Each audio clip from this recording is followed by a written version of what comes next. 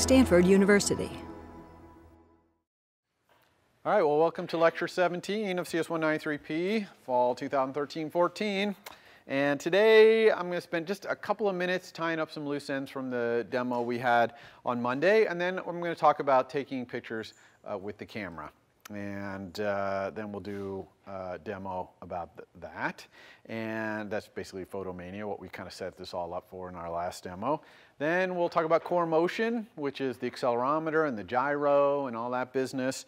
Then I'll have a demo of that. And then if time permitting at the end here, we'll talk a little bit about the application life cycle. That's the life cycle. We talked about the view controller life cycle where it appears and disappears and all those things. Well, the application kind of, you know, you come into the foreground, you run, and then you go away, and you go to the background, you come back. And so there's kind of a life cycle there, too, which we can talk about briefly. And I could even demo some of that if we have time. All right, so let's talk about the demo. I'm going to go back to the demo here real quick and talk about two things. One was cleaning up image URLs, because the way we do our URLs is we have this getter for image URL, and anytime someone wants a URL for the image that's in our image view, well, we just create a file on disk and return the URL. So it's kind of on demand. Well, the problem is, what if they then take a different photo, or if this view controller goes off screen and back on screen and someone picks something else?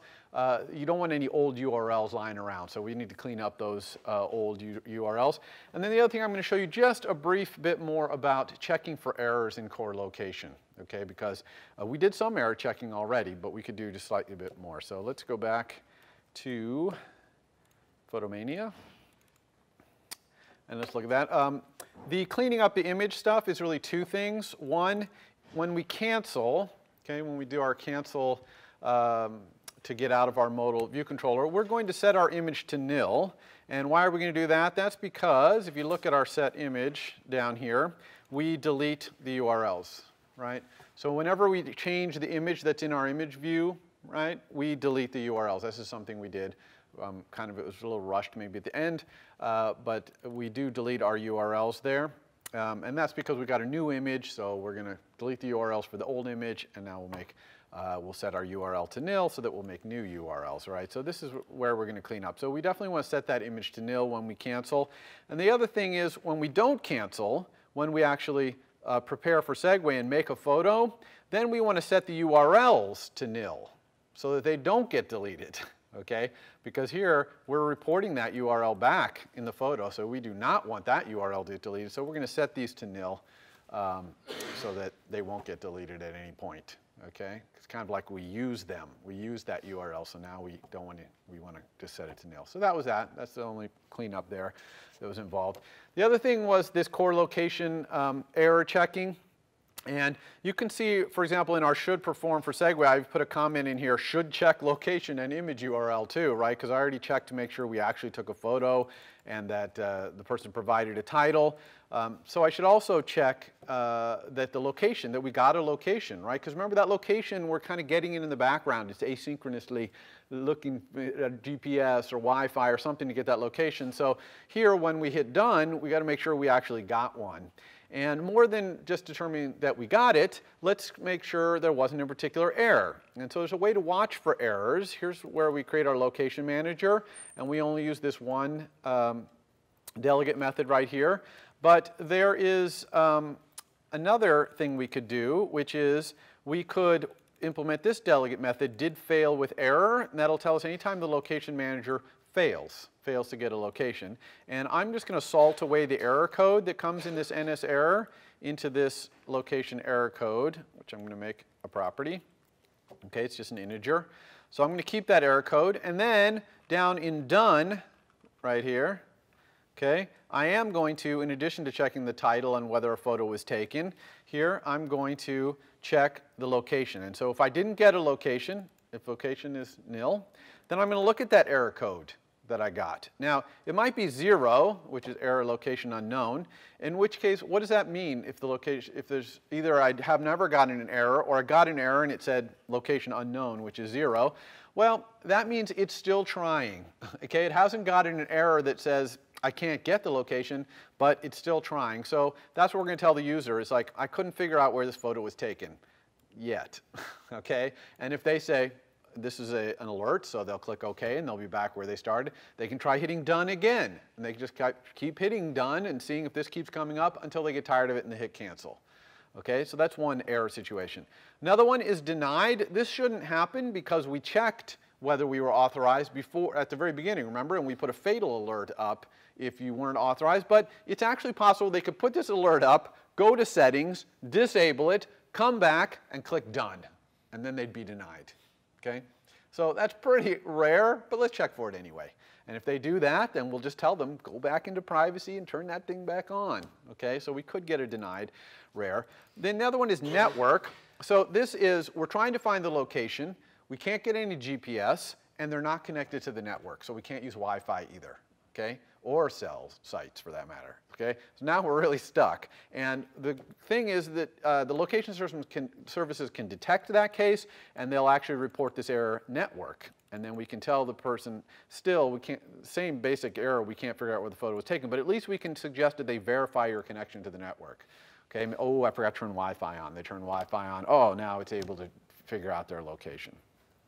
And otherwise, we're just going to generically complain, okay, that we couldn't figure it out.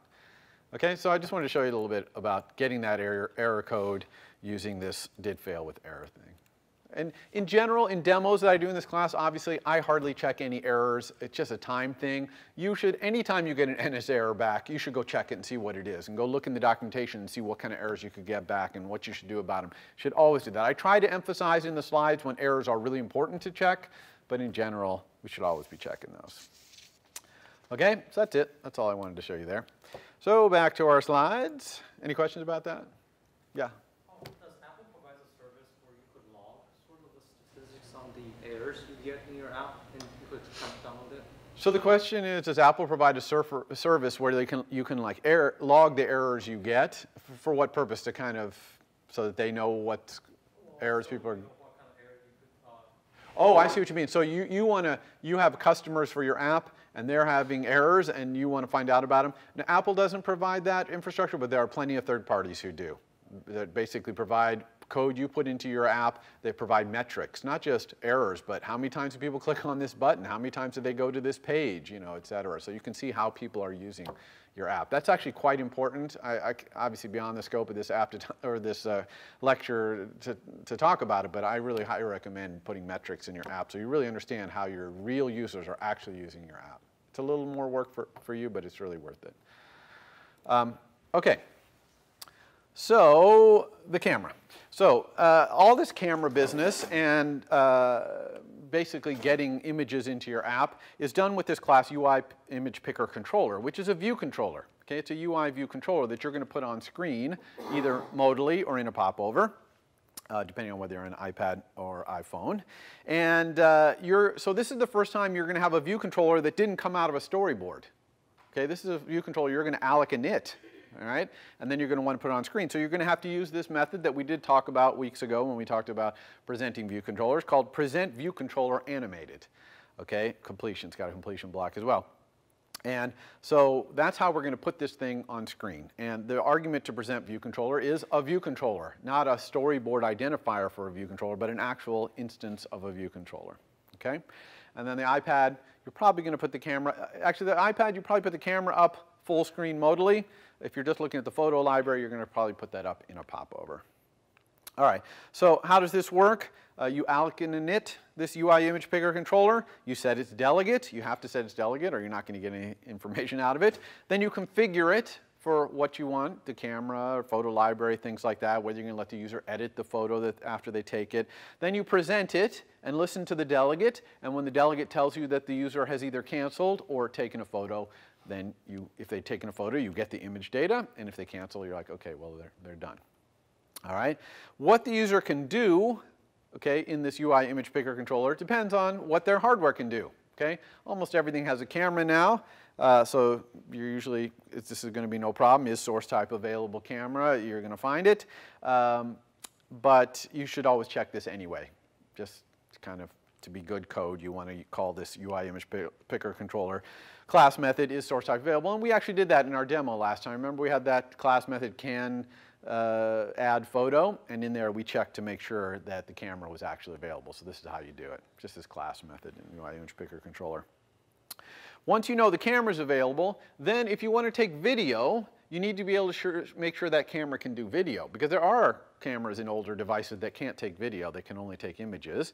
And you do that with this class method, available media types for source type, and the source type is the camera, okay? And so it's going to tell you it's give you an array back of what things this camera can do, and you're only going to have one or two or both of these two constants, UT type image and UT type movie. Unfortunately, these two constants come from mobile core services / mobile core services.h. They're not in Foundation or UI Kit, so you have to explicitly import this thing. You've got to link in the mobile core services, but with the new mechanism in iOS 7, that should get linked in for you automatically. And unfortunately, those two things, KUT type image and KU type movie, are not NS strings. They're core foundation strings, so we'll talk about how we deal with that in our code in a couple of slides here. You can also find out about front-facing versus rear-facing cameras, all kinds of details about what your hardware has. Just take a look at the documentation for UI Image Picker Controller, and you can find that all out. Is that a question? No. Oh, does the view controller provide the ability for them to select which camera they're taking the picture with, or do we have to set that before we display it?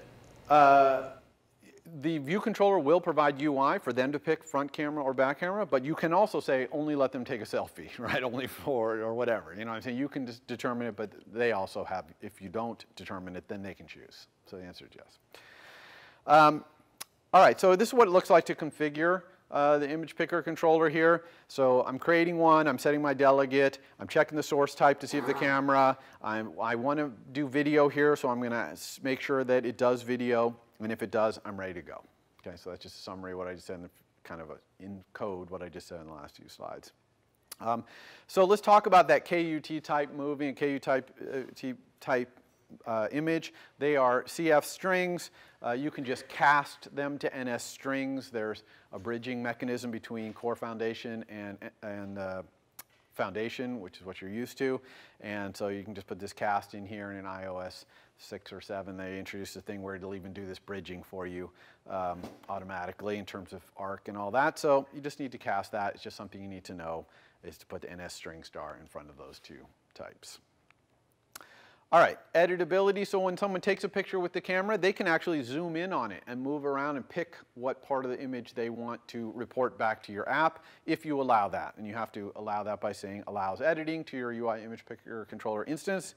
And you can also do things like limit the video capture to be low resolution or only a certain number of seconds, things like that. So I'm not going to go through every single thing you can do in UI Image Picker, but there's tons and stuff you can do with Flash, all these other things you can control. So then you have this UI Image Picker controller that you've instantiated and set yourself as the delegate of. Now you present it, okay? And so on the iPad, if you're not offering the camera, if you just, sorry, we kind of glossed over this a little bit. You can offer to get a picture from the camera, or you can also offer the user to have a picture to, come from their photo library, okay, which is the thing they manage in-app on their device. And so you can kind of pick either or both. On the iPhone, you can ask for both at the same time. So it'll put up a UI where you can the user can pick between the two. On the iPad, you don't do it that way. On the iPad, it's kind of camera or photo library, because the photo library you're going to bring up in a popover. The camera, you're probably going to do full screen modal. Okay, so that's why you're usually not